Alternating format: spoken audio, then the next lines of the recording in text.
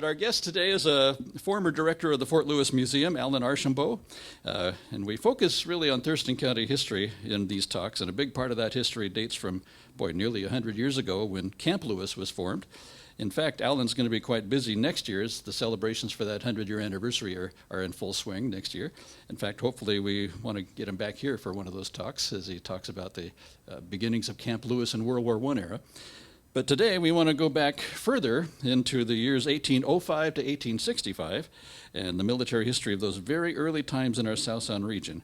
The days of Fort Steilacoom, before the Civil War happened back east, and more unique stories that we've not really covered before in this series. So this is going to be a special treat. And you're an intimate group, so we're going to enjoy this and you can tell others what they missed. But let's welcome Alan Archambault.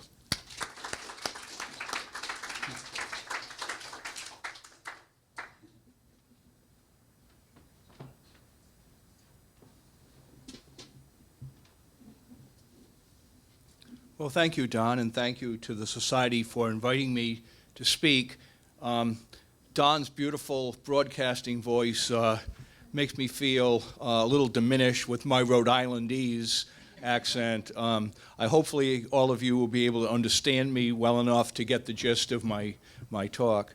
But I became interested in military history as a young child, probably no doubt to the fact that the TV was full of Westerns and stories about America's past. My grandfather had also served in the Spanish-American War with the 7th U.S. Cavalry, and I knew him as a child. And my father had spent time with his grandfather who had been in the Civil War. So we had that connection, I think, to not only from the media, but also in our family's heritage of respecting those who have served in our military forces. And like I like to mention to people, if there wasn't a United States Army, there wouldn't be a United States, because our country itself was born in conflict and was supported throughout its history by a strong desire to serve our country in the armed forces when called upon to do so. The Pacific Northwest particularly owes quite a bit gratitude to the U.S. Army, because hopefully, as you'll see in this presentation, the U.S. Army helped explore, settle, and defend this region from the very beginning of when American settlers began to populate this region. When I first arrived at Fort Lewis as a director back in 1987, I often encountered people that said, all the history is back east. And I'm sure some of you hear that too. It's the Pilgrims and what have you. But as you know, history is very important everywhere you live. And every place has a history. And of course, the Pacific Northwest and the Washington, what is now the state of Washington, has quite a connection with the military.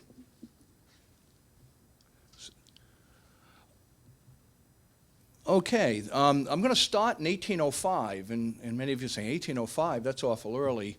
Well, I think many of you know who Camp Lewis was named after. Okay, it was a Virginia-born Army officer named Meriwether Lewis, and he was the military secretary to President Thomas Jefferson. And when Jefferson dreamed up this idea of having a scientific exploration of the Pacific Northwest, or from the east to the west, including much of the area that had been purchased under the Louisiana Purchase, he selected young Captain Meriwether Lewis to lead the expedition. Okay? So Lewis has a strong connection to the Northwest, even though he was only here for a short amount of time. His men were all volunteers from the U.S. Army. Okay, so the rank and file of what they called the Corps of Discovery were soldiers from the United States Army, and they wore their uniforms initially, but as you can imagine, in this trek, they also wore frontier garb to save their uniforms. But whenever they would have a ceremony with the Native Americans, or even a funeral like they did for the one casualty, Sergeant Floyd, who died, they would put their full military uniforms on, for the ceremony. But the importance of having soldiers on the expedition served a big purpose. Why do you think they would want soldiers? What do soldiers have that just average frontiersmen wouldn't have? Yes, sir? Discipline. Discipline, exactly. That's the one word. These were men who knew how to work together. They followed orders, even if they didn't like them at times. And that was very important to the success of an expedition that was of this undertaking. Think about it. Lewis and Captain Clark, who was his co-captain, who he selected to be his co-captain, knew less about what lay beyond the Rocky Mountains than our astronauts did when they went to the moon. They actually knew more about the moon, through study and, scientific endeavors than the Americans going over the Rocky Mountains knew. They knew it was on the coast because ships had been along there, but it's that area in between that they didn't. Okay, so the Lewis and Clark expedition, or the Corps of Discovery, was from 1804 to 1806. As you know, a lot of the information that they brought back spurred interest in Western movement. And by the 1840s, American settlers were starting to come over the Oregon Trail. Some came by ship up the Pacific coast and to settle. This depicts one of the militiamen, in this case, Private Captain Lawrence Hall's company of Oregon Volunteers.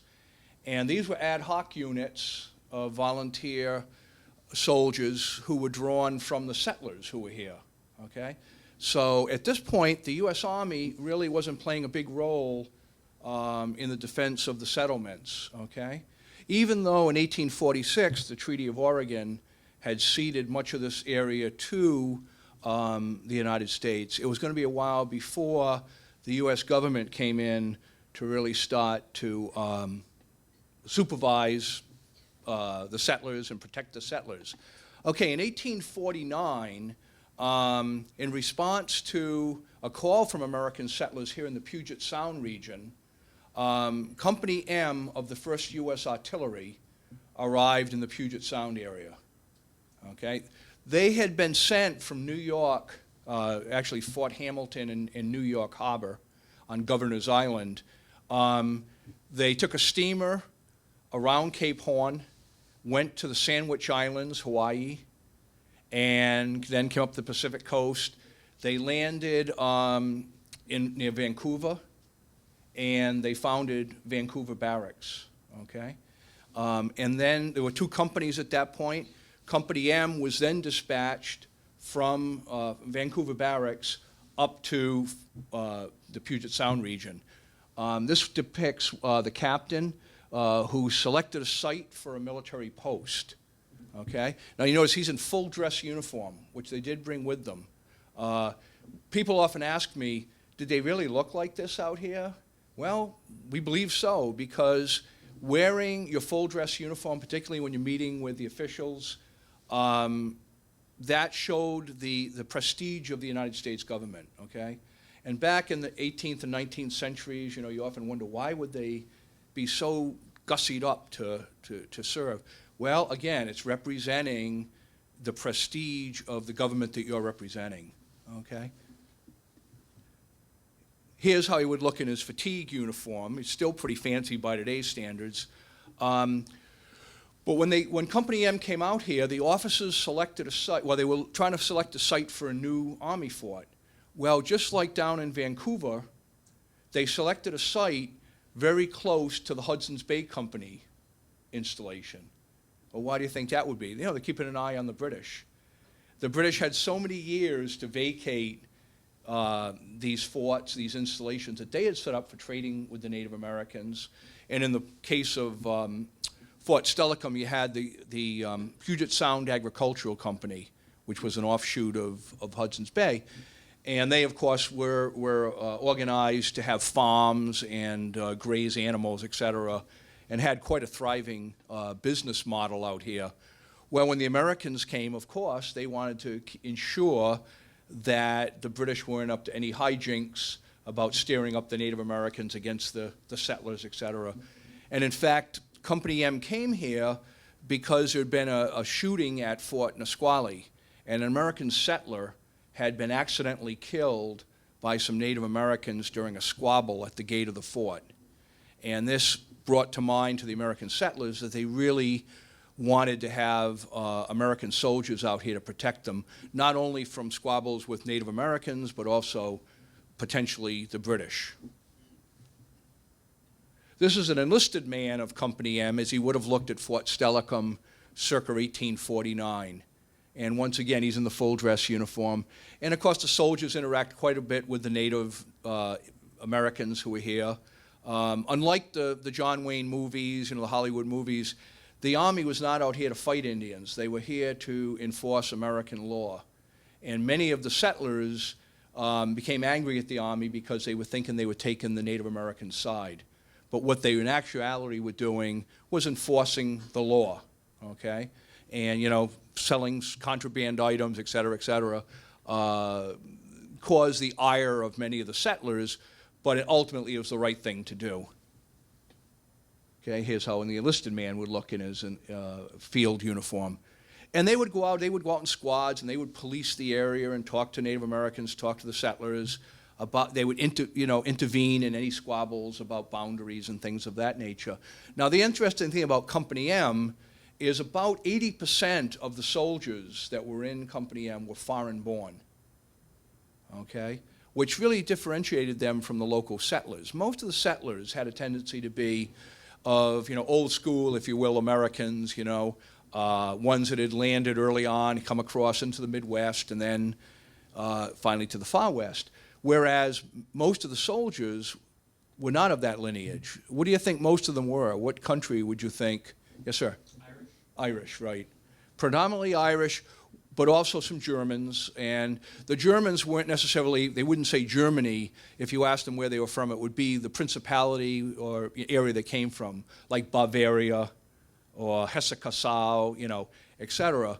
And many of them were Catholic because many of them were from southern Germany. And of course, the Irish were predominantly Catholic. In fact, they built a Catholic chapel at Fort Steilacoom that was actually taken up by collections from the soldiers, because at that time the Army was still thought of, Protestant. They had authorizations for Protestant chaplains, but not for Catholics. So the soldiers actually built their own chapel on the post, and in 1864 it was moved to the town of Steilacoom, and it still stands. It's the Immaculate Conception Chapel in Steilacoom. Okay, in 1849 another unit came out, and that was the Regiment of Mounted Rifles. And they had been raised prior to the Mexican-American War in 1846. But the Mexican-American War interfered with their mission. And their mission was, when they organized, to ride along the Oregon Trail and assist settlers that were pioneer families who were moving across the interior of the country. But they, as I said, they were brought into the Mexican-American War, which lasted until 1848. So in 1849, they were reorganized and sent on that mission again. But as I understand it, by this time, the Oregon Trail was less of a trail than a superhighway. And there were so many families going across that, you always think of them one wagon after the other. They were actually spreading out in many cases and going across in line, kind of all to say, to get the forage, to make maximum use of getting the forage. Well, when the mounted rifles hit the trail, the settlers were telling them, stay away, because you're competing for the forage for the horses and animals. Okay, so these fellows thought they were going out to assist. In most cases, they ended up kind of keeping a distance from the settlers, but they would intervene, if the settler broke down, they would come and try to help, et cetera. So again, these were sort of like state policemen for the Oregon Trail on their way out to the Pacific Northwest. They arrived in Oregon City in 1849, and shortly after they arrived, they were told to reorganize and go back east. So they weren't out here for very long. Colorful and well-intentioned, but they were a little late as far as being able to help people on the trail. Okay, in 1853, as more settlers were coming out here, and there was starting to be a little more trouble with the Native Americans, obviously more people coming in, is pushing them aside more and more. It's a story. It's sad, but a familiar story to most of us. They brought out the 4th US Infantry Regiment, and they were to relieve the soldiers of Company M who had been here. Their enlistments were getting ready to expire. Many of the soldiers chose to stay out here. So some of the early settlers in Lakewood and that area are veterans of Company M, 1st Artillery. Well, the 4th Infantry came out here, and shortly thereafter there started to be more Indian problems. Here's a drummer. As many of you know, in 1854, they had the White River Massacres, and a number of families were attacked. This depicts one of the cabins that was attacked by the Native Americans. Many times the men were off in the fields and things, and the women would have to defend the cabin. But it brought to mind to the settlers that there were going to be problems, and it wasn't with whole tribes; it was with groups of young warriors, and justifiably so. You can't blame them. We won't go into the whole thing. I'm sure many of you are familiar with all the treaties that were made, and they were made very quickly by Governor Stevens, and he, although is depicted as a villain today to many people, I think at the time he was doing what he thought was best. He wrote a number of letters and in correspondence mentioned the Native Americans they're not going to be allowed to stay the way they are. It's just not going to. The railroads coming out here, they're going to have to integrate, and the only way they're going to integrate is give them education, et cetera, et cetera. But of course, the Native Americans weren't orientated to that. It wasn't a gradual thing. They didn't choose to come here, because he said, well, like the Irish, they're coming here. They're learning to adapt. The Germans are coming here. They're learning the language, et cetera. The Native Americans will have to do the same thing. And of course, it's apples and oranges, okay? But nevertheless, it was a clash of cultures that was perhaps inevitable. But at any rate, the attacks on these settler families began what we call the Puget Sound Indian War, okay? And there actually were problems on both sides of the Cascades, because some of the Columbia River Basin Indians were also quite agitated at this point. But at any rate, this is how one of the soldiers would have looked in the field. The Army took the field against the Native Americans. There were a series of skirmishes, and you might call them low-intensity conflicts, but if you're in it, it's not low intensity, okay? No battle is low intensity if you're involved in it, okay? But they were skirmishes where there'd be a few killed or wounded on each side. The biggest problem was the Native Americans that were, so to speak, on the warpath. They were constantly being hounded by the troops and by the militia, okay? Now, if you were a Native American, you would much rather be captured by the regular army than you would the militia, because the militia had a real vendetta. That was their families who were being attacked, et cetera. And so the Army often had to disarm the militia, in certain circumstances, say, hey, enough's enough, give us your weapons, you're not going to. And there were several joint ventures where the Army had to step in and say, okay, you guys take a back seat because you're too a little too agitated. This is going to just fuel the war, okay? And so this is a picture of one of the actions that the 4th Infantry was in. Some of you may know about Lieutenant William Slaughter. Has anybody ever heard of him? Okay, he commanded a company in the 4th Infantry Regiment. He brought his wife out here with him. They were from New York. And kind of an interesting story, on the ship out here, in their case, they went by ship from New York to the Isthmus of Panama. And then they crossed overland, okay, across the isthmus on mules, all right? Now, they were having a cholera outbreak at that time. And so what they did is they took the soldiers and they marched them, quick time across the isthmus to get them across. But they had brought the women and children, the families with them, and all the baggage and all the regimental baggage and extra, clothing and equipment. And they couldn't move as quick. So they had to go by, as I say, pack animal.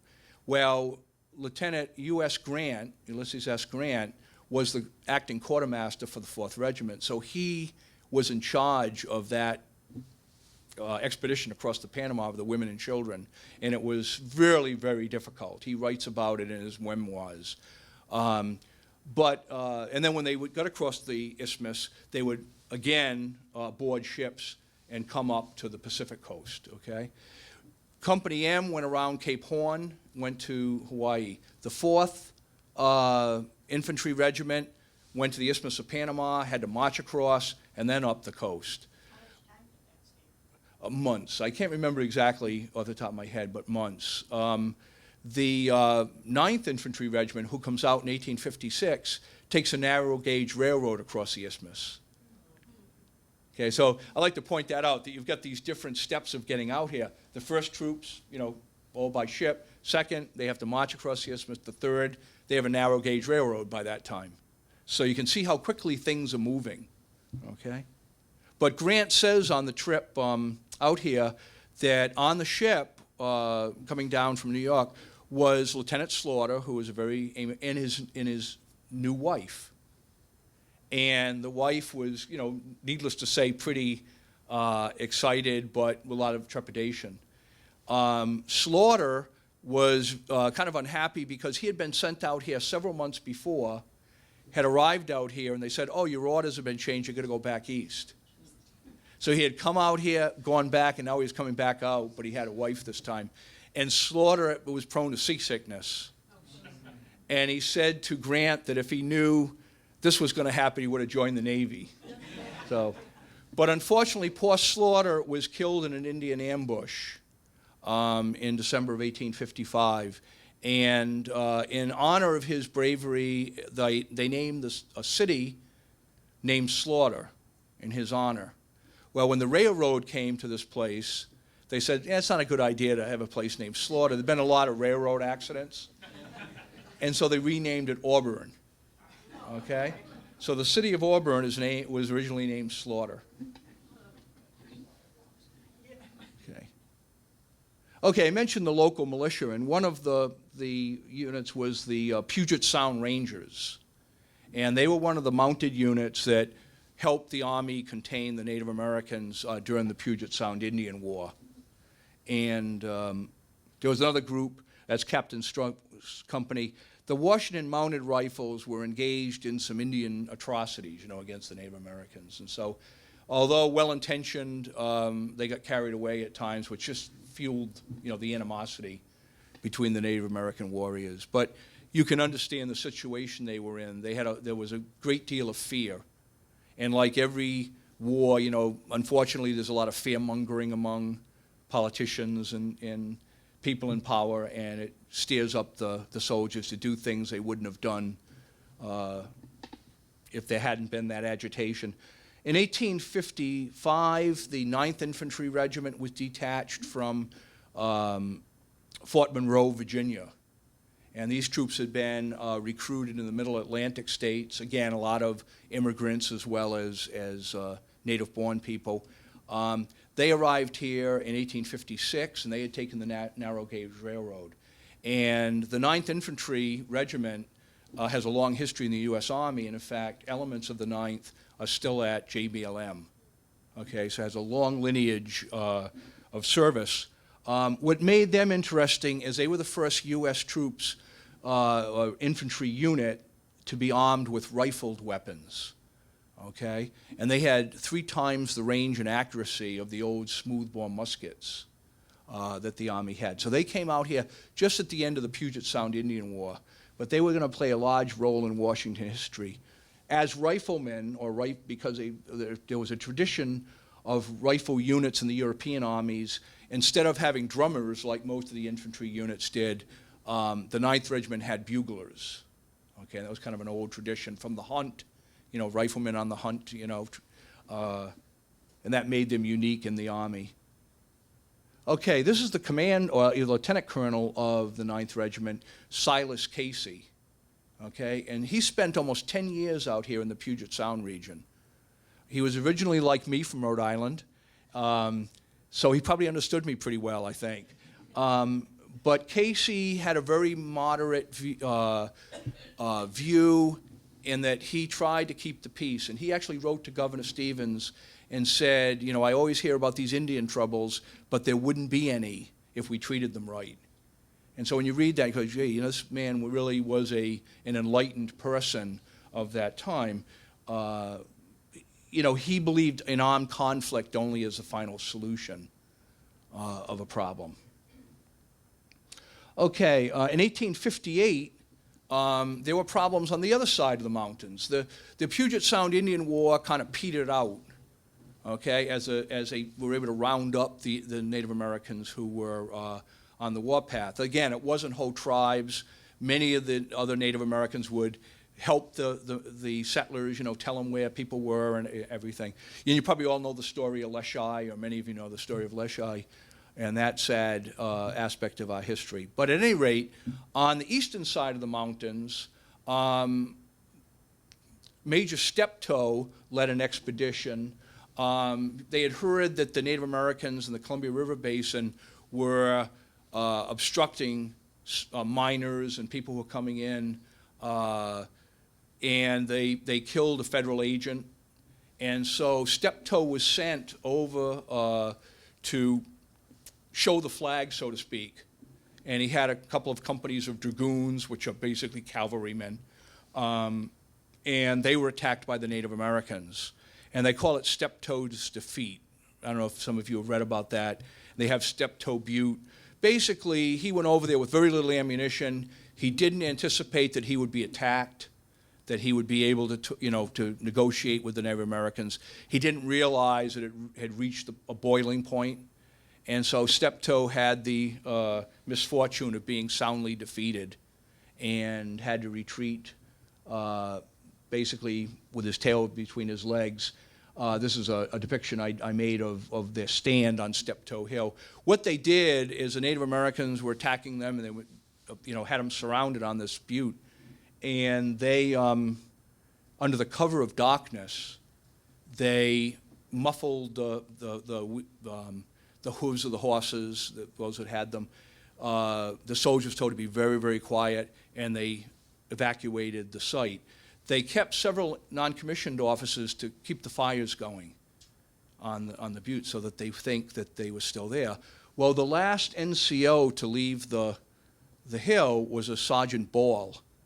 Well, unfortunately, they had left the medicinal whiskey behind. And he got into the whiskey, and for weeks they thought he was missing in action. They thought the Native Americans had gotten him. And a couple of weeks later, he stumbled into the fort and told what he had done. Well, it was hard to punish him at that point. He had kept the fires going. So, but one of our early heroes. The Steptoe Defeat encouraged the Army they wanted payback. This was unacceptable to have a defeat like that of a force. So they set up what we call the Indian Campaign of 1858 under Colonel George Wright.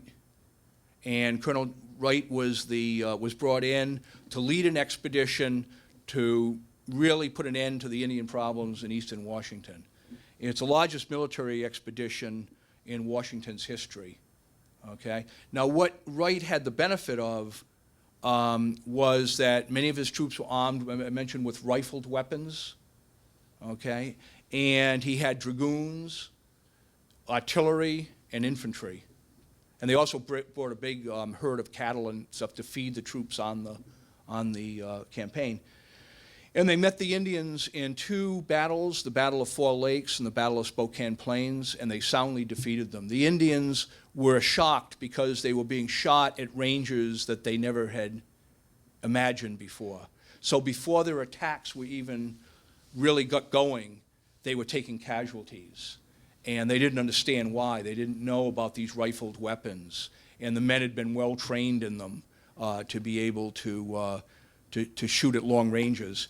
So in those two battles broke the will of the Native American tribes in eastern Washington at this time.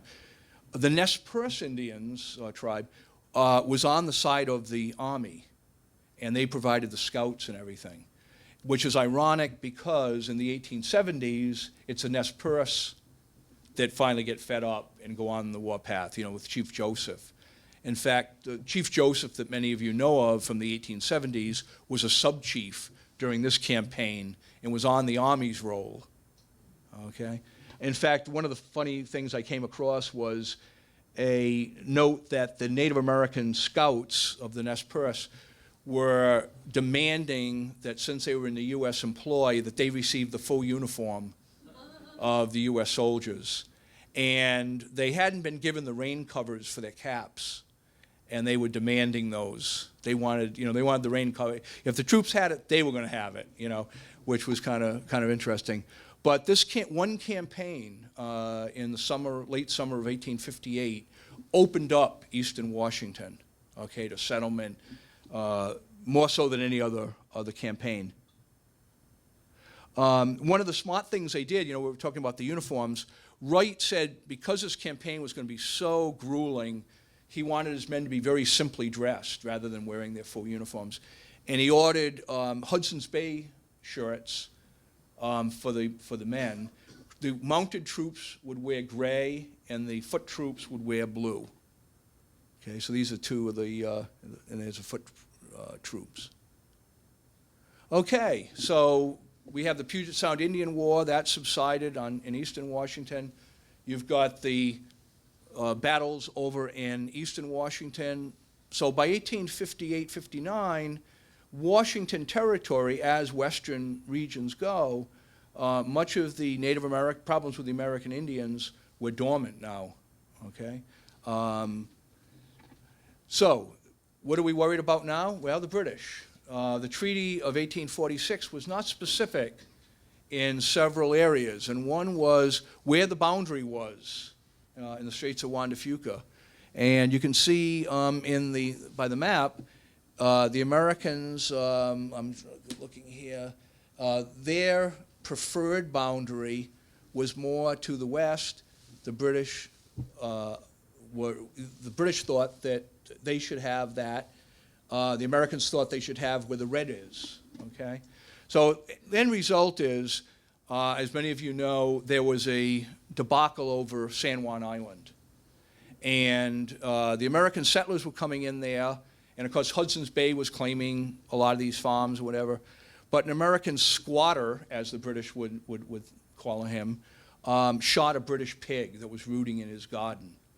And the British officials arrested him, and he offered to pay them what he thought was a suitable amount for the pig. The British wanted an outrageous price. They were trying to say the Americans should leave, basically they were saying. So what does he do? He calls for help for the U.S. government. And the Army sends several companies of soldiers to enforce American sovereignty in this region, and it almost comes to blows. Some people call it the perfect war because the only one that was killed was a pig. But one of the troops that go up there, they send engineers to build fortifications. They built American camp. Has anyone been up to San Juan Island and seen British camp and American camp? Okay, basically we square off on the island. And for a while, they sent up the 9th Infantry Regiment. For a while, it looked like there was going to be a major war between the United States and Great Britain. Captain Pickett, who later won fame at Gettysburg, serving for the Confederate forces, was really a rabble-rouser. He seemed like he really wanted to go to war with England, as did his commander, Colonel Harney. And for a while, they were just fueling the fires. Well, fortunately, the British really didn't want to go to war over it, and they appealed to higher-ups in the American government. Actually, the general of the Army came out here, Winfield Scott, okay, hero of the War of 1812 and the Mexican War. And he had been captured by the British in the War of 1812, and they had treated him very well. So he deplored war, having served in several of them, and he went up to Victoria and spoke with the British and had an agreement with them that they would send it to arbitration, okay? And it wasn't until 1872, I believe it was, when Kaiser Wilhelm of Germany sided with the Americans, gave San Juan Island to the Americans, okay?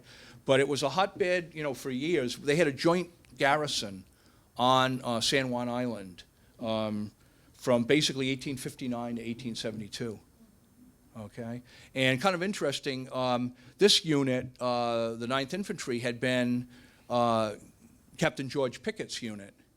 Well, when he went off to fight for the Confederacy when the Civil War began in 1861, his unit remained on San Juan Island, and on the day that he was assaulting the Union lines at Gettysburg, his unit was having a joint picnic with the British. So he won fame and glory, but he missed the picnic. So one of the other things I wanted to mention was some of the early surgeons or doctors in this region were Army doctors that came out to serve the troops. And since they were representing the American government, they also treated frontier or pioneer families as well as Native American families. So they played an extremely important role, with the military. Now, one of the things I was going to mention is one of the doctors was named George Suka Lee. And Dr. Suka Lee was stationed at Fort Steilacoom for a while. Well, he was not only a doctor, but he was a naturalist as well. And he was one of the co-authors of a book called The Natural History of the Washington Territory. I don't know if any of you have ever looked at that, but it's a multi-volume, tome that is very, very interesting because it documents so many varieties of, fauna and mammals and fish and what have you. And many of the specimens, he always says where he collects them. So I noticed that a lot of them were collected at Fort Steilacoom and what have you. So when I see the squirrels running around at Fort Steilacoom, I wonder if this, because he had pictures, engravings of all these animals and things, I always wonder if that's the descendant of one of these squirrels that are in the book. But he did. He documented all these various animals. During the Civil War, he became a general in the Medical Corps. And he had treated George Pickett's Indian family. George Pickett had married an Indian woman while he was serving out here, and they had several children. And prior to the war, Dr. Suka Lee had been treating the family. The wife had died, and Pickett left his Indian children out here, as many of them did. But during the Civil War, even though Suka Lee was on the Union side, when Pickett got remarried and had a baby during the war, Suka Lee and several of the other officers who had known him out here in the Northwest sent a silver service to the baby for the christening.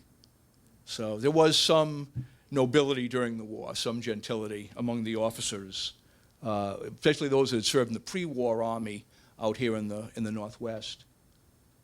Okay, when the Civil War begins, as we discussed, Pickett and a number of the other officers went over to the South. The enlisted men couldn't. They couldn't resign their commissions. They would have to desert. But the vast majority, being a foreign born, they really didn't want to desert to the South anyway. It was mostly among the officer corps. But most of the men were sent east to fight. Okay, most of the regular Army troops. Okay, they became the nucleus for the Union Army during the Civil War. So, what do you replace them with?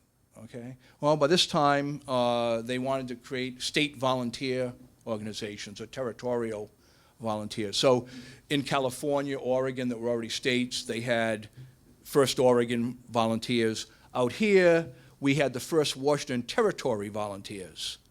Okay, and the idea was they were going to replace the regular Army in protecting the settlers and would garrison the various forts that had been set up here in the Northwest.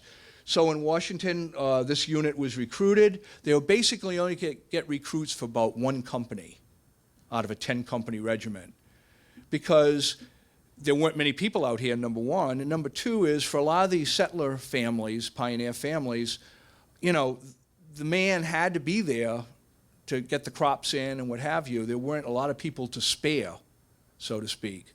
So it was very hard recruiting. So they went down to California and Oregon, and much of the First Washington Volunteers was actually made up of men from those states. Okay, but they did serve well. They weren't in any major engagements, of course, out here, but they were, they kept the peace and enforced American law.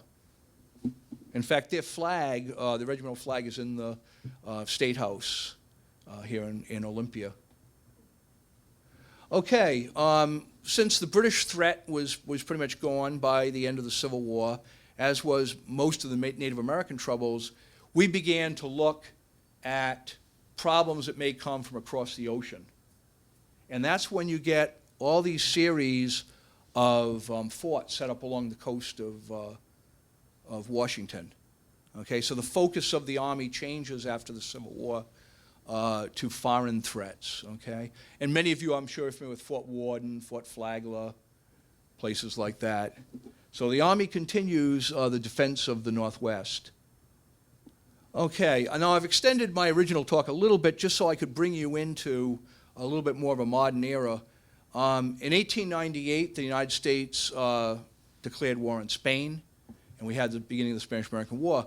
The first Washington Volunteers are once more brought in, this time, of course, they're state troops because we became a state in 1889. But the first Washington was sent to the Philippines, okay, to fight Filipino insurgents. As some of you may know, we were able to gain control of the Philippine Islands from Spain during the course of the Spanish-American War. And the Filipinos were excited that they were going to be free from the Spanish rule. The problem was when we came in, we were afraid that the turmoil that was caused in all this, the Filipinos may not be able to govern themselves yet. So insurgents began to fight the American troops that came in technically to liberate them. Okay, so kind of a sad part of our history, but nevertheless, the first Washington Volunteers served ably, and some of the veterans of that unit became statesmen on their return from the Philippines. The Fort Lewis Museum, now JBLM Museum, Lewis Army Museum, has a great collection of uniforms worn by one of the members of the first Washington who went on to become a state senator. Okay, in 1904, in response to the National Guard Act that kind of professionalized the National Guard from the old militia system to a more updated system where you would have to meet the standards of the regular Army, they decided to have joint maneuvers between the regular Army and the National Guard. And one of the maneuvers was held at American Lake, okay, which is now the site of JBLM. And what was important about these maneuvers were that the U.S. Army became interested in creating a permanent installation here for the training of troops. What they found in the July of 1904 was this was wonderful drainage for camps. You know, you didn't have the seas of mud that you had other camps. There weren't a lot of mosquitoes comparatively compared to Louisiana or some places like that. And so it sold the Army that this was a good idea to, you know, have a permanent military installation to train troops.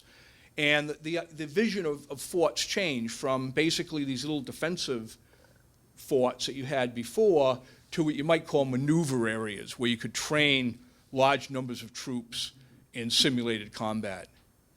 And so the American Lake maneuvers led, basically led to the citizens of Pierce County, where JBLM is located, to offer to the Army 70,000 square acres of land, if free of charge to the U.S. government, if they would build a permanent installation.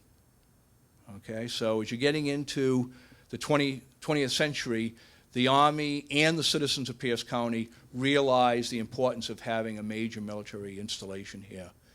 So hopefully that will give you an overview of how the U.S. Army has really played such an important role, basically from the Lewis and Clark Corps of Discovery here in the Northwest, all the way to the beginnings of a permanent military installation here, which would be a story for another day.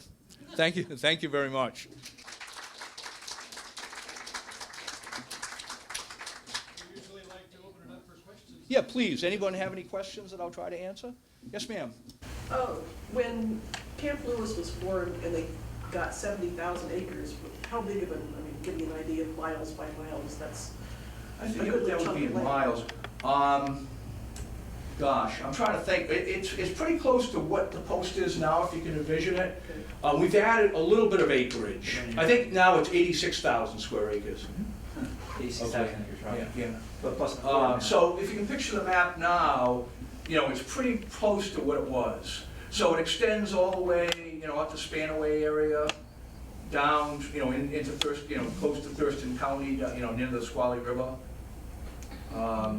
So it's that general. I wish I had a map to show you, but next time I'll show you the, you know, the area. To get that.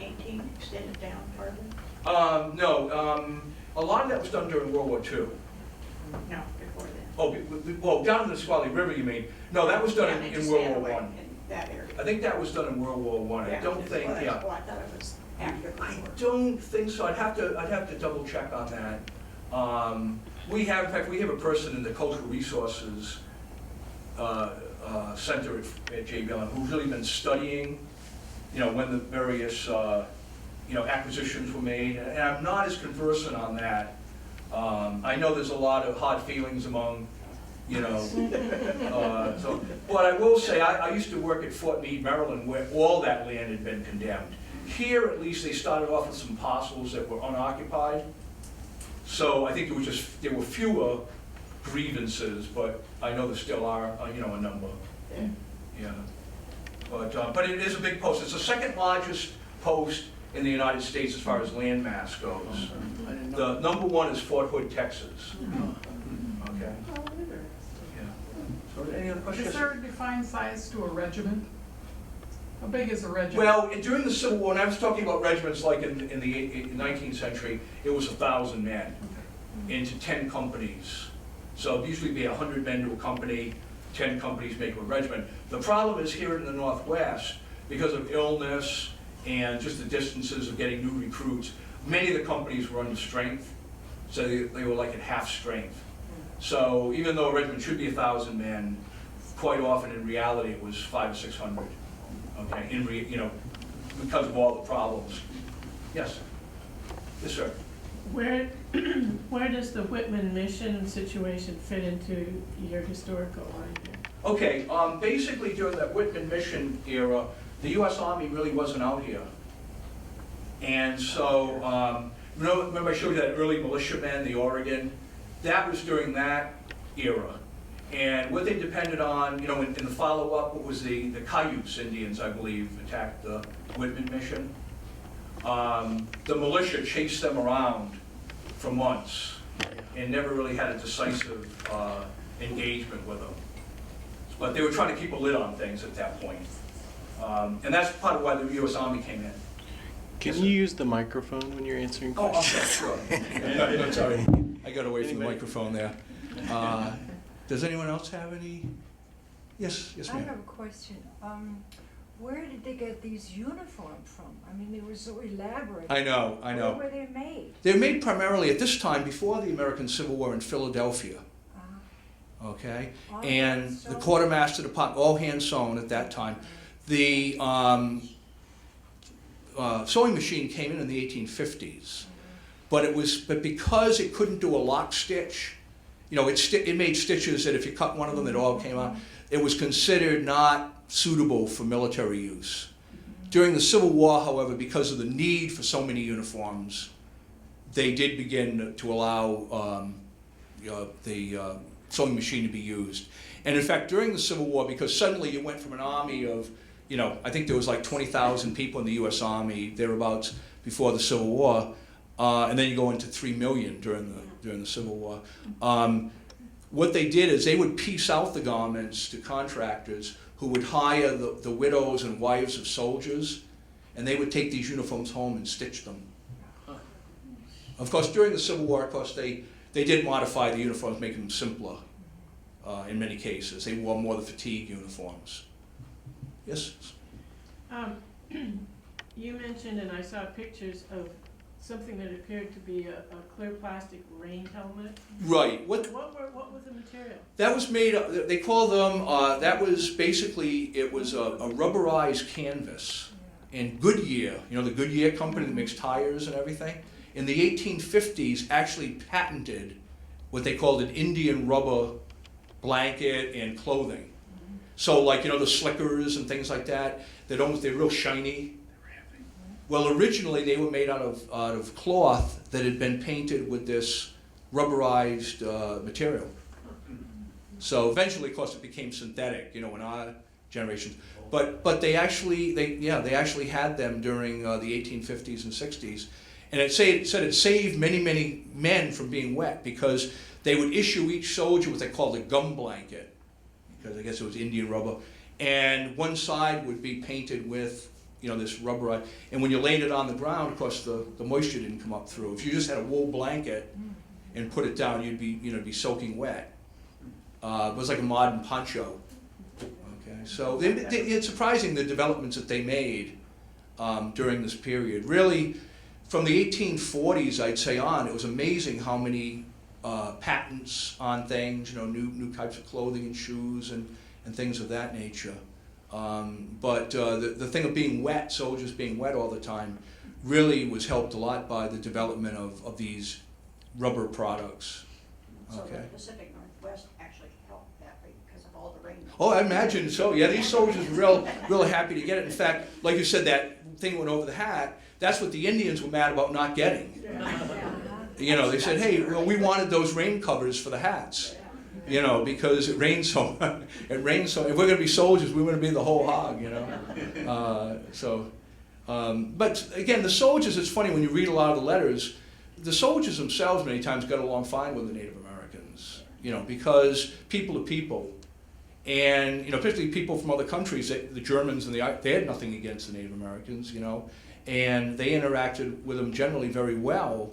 And in fact, when Leschi was interned at Fort Steilacoom, the officers and things would come in and talk with him, and they found him to be a very honorable man. In fact, they defended him against the people who were trying to prosecute him as a war criminal.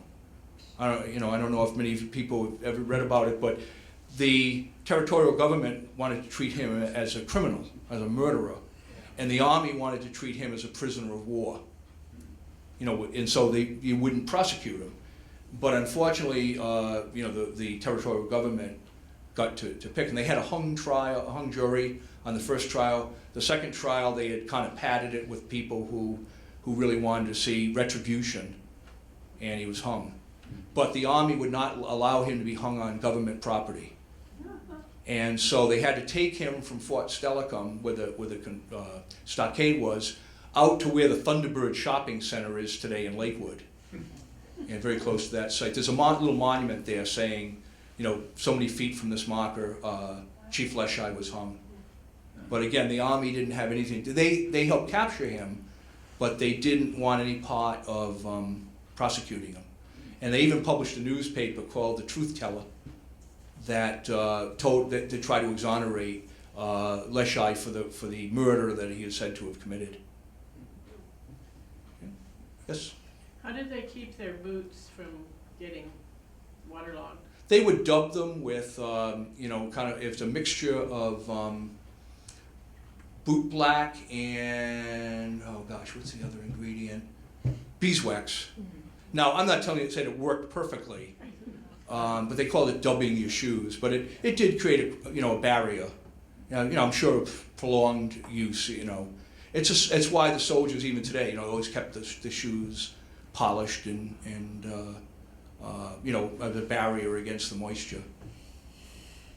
Yes. Before we close out, can you Sure. give us a little bit of a sneak preview of what the celebrations are going to be like next year for the 100 years of the Fort Lewis? Well, they're still working on it, and unfortunately, I didn't get the latest update.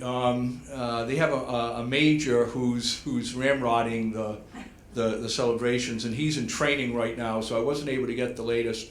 But they definitely will be tying in a number of ceremonies with Armed Forces Day and the 4th of July. We've advocated that perhaps the Independence Day celebration that JBLM normally hosts would include, homage to the 100th anniversary, because the construction of the camp actually began on the 5th of July in 1917. They built over 1,700 buildings in less than 3 months, if you can believe that. And I should also mention that the museum building, which I'm sure many of you pass on I-5, was built during the First World War. So it's kind of contemporary with this building. It was built by the Salvation Army. And the reason why the Salvation Army built it is during World War I, the Army hadn't established all these amenities, you know, to have recreational facilities for the soldiers.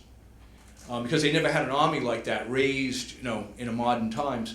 And so they allowed private organizations like the Salvation Army and the YMCA and Knights of Columbus and places like, groups like that, to build recreational facilities for the soldiers. And that section of camp was called Green Park, after General Green, who was the commander.